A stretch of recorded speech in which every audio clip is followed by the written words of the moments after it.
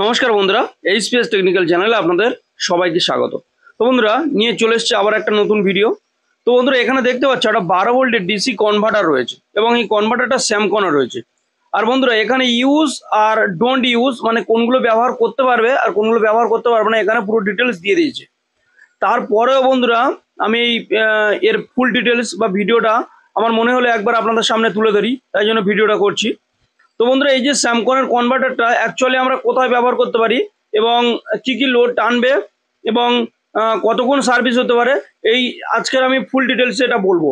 এবং বন্ধুরা, এর কিন্তু একটা দিয়েছে যে 100 ওয়াট পর্যন্ত এটা লোড টানতে পারে। তো অরিজিনালি এটা 100 ওয়াট পর্যন্ত কি লোড টানতে পারবে?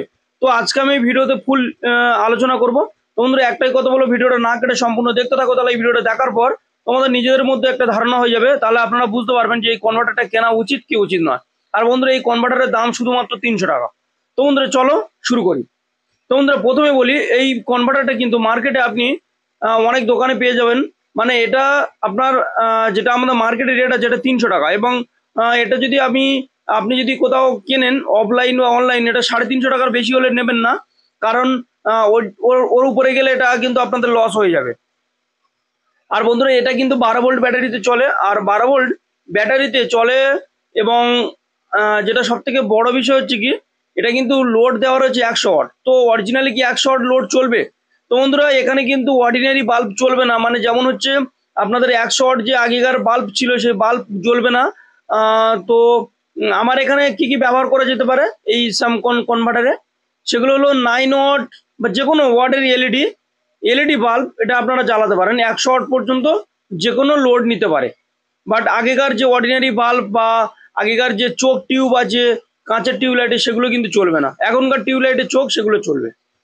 তো এখানে আমি আজকে মানে এর উপরেও সম্পূর্ণ 100 ওয়াটের বেশি লোড দেবো, এবং লোড দেওয়ার পর কি হয় এবং 100 ওয়াট টানতে পারে কিনা সেটাই দেখা।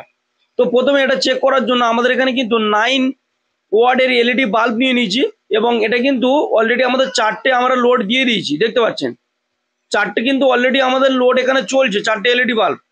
তো এটা নিয়ে আমাদের 5টা। তো এইভাবে আমরা পরপর লোড দিতে থাকবো এবং দেখতে থাকবো যে এই কনভার্টারে কত দূর পর্যন্ত লোড নিতে পারে। অ্যাকচুয়ালি কিন্তু আমাদের দেওয়া রয়েছে 100 ওয়াট। আর বন্ধুরা, এখানে কিন্তু এই যে কনভার্টার রয়েছে, কনভার্টারের ফুল ডিটেলস আমি আপনাদের শেষের দিকে বলবো যে এটা কোন কাজে ব্যবহার করতে পারবেন, এবং এটা আপনার ভালো চলবে কিনা সেটা আপনার ফুল ডিটেলসে বলবো। দয়া করে ভিডিওটা শেষ পর্যন্ত দেখবেন। আর এখানে আমি আপনাদের দেখানোর জন্য নিয়ে এসেছি একটা 50 ওয়াটের যে ফ্যান লাইট, যেটা হয় ফ্যান লাইট এলইডি বাল্ব, সেই ফ্যান লাইটের এলইডি বাল্ব আমি একটা জ্বালিয়েছি 50 ওয়াটের। তো এখন আমাদের লোড কত চলছে, 4টে এলইডি বাল্ব আছে এখানে, 4 লং 36, 36 আর 50, মানে আপনার 80, 86 ওয়াট পর্যন্ত লোড হয়ে গেছে আমাদের অলরেডি। তো এখন বন্ধুরা, আমি আরো একটা এলইডি এখানে জ্বালাবো, জ্বালানোর পর দেখবো যে এর পরেও কি লোড নিতে পারছে। দেখুন, আর একটা এলইডি বাল্ব, এটা 9 ওয়াট। দেখুন বন্ধুরা, প্রায় এটা 95 ওয়াট পর্যন্ত লোড আমাদের নিয়ে নিয়েছে, কারণ আমাদের এখানে কিন্তু 5টা বাল্ব রয়েছে, 5 লং 45 আর এদিকে 50, 95 ওয়াট পর্যন্ত হয়ে গেছে। এইবার একটা 25 ওয়াটের একটা বাল্ব খুলে আমরা সেখানে 25 ওয়াট একটা ফ্যান লাইট জ্বালাবো, দেখি কি হয়। দেখুন, প্রথমটা জ্বলছে খুব ভালোভাবে, কোনো প্রবলেম নেই। হ্যাঁ, কোনো প্রবলেম নেই।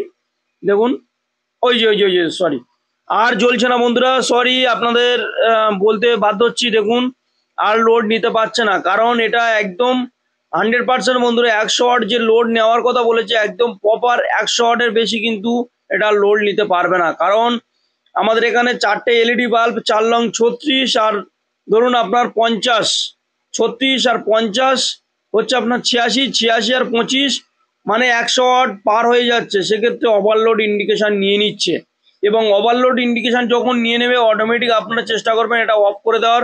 অফ করে দেওয়ার পর আবারও কি করবেন, একটা এলইডি বাল্ব খুলে নেবেন, একদম লোডটাকে কমিয়ে দেবেন, দিয়ে কিছুক্ষণ পর আবার জ্বালাবেন, দেখবেন ঠিকঠাক চলবে।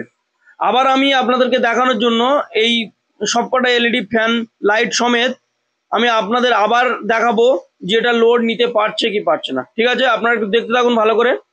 আর বন্ধুরা, এখানে এই যে কনভার্টারটা ব্যবহার করা হবে, এটা কিন্তু অ্যাকচুয়াল যখন আমাদের ঝড় বৃষ্টি বা অন্য কোনো প্রবলেম হবে, সেক্ষেত্রে বন্ধুরা আমাদের সোলারের ব্যাটারি থেকে অথবা আমাদের যে ইনভার্টারের ব্যাটারিটা বেশিক্ষণ ব্যাকআপের জন্য আমরা এই কনভার্টারটা ব্যবহার করতে পারি। কিরকম বন্ধুরা, এলইডি বাল্ব জ্বালানোর জন্য এবং মোবাইলের যে চার্জার আছে আমাদের, সেই চার্জারটা মোবাইল চার্জটাকে ব্যবহার করার জন্য আমরা এই কনভার্টারটা ব্যবহার করতে পারি। কিন্তু বন্ধুরা এই কনভার্টারটা কিন্তু এলইডি বা অন্যান্য যে আমাদের মোবাইল চার্জার আছে বা অন্য কিছু এলইডি বাল্ব আছে, সেগুলো কিন্তু খুব ভালোভাবে লোড নেবে এবং খুব ব্রাইটনেস মানে খুব ভালোভাবে জ্বলবে, কোনো প্রবলেম নেই।